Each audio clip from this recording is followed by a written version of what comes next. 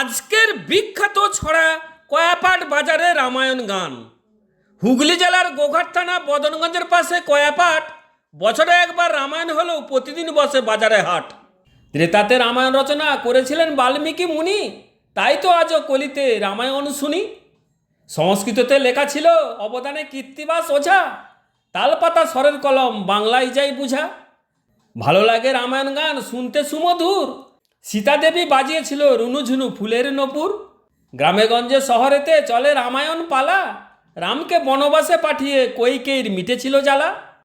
পর্বত নিয়ে সমুদ্র পার হনুমানের শক্তি, বহু প্রচেষ্টা রাবণের কাছে সীতা পেয়েছিল মুক্তি।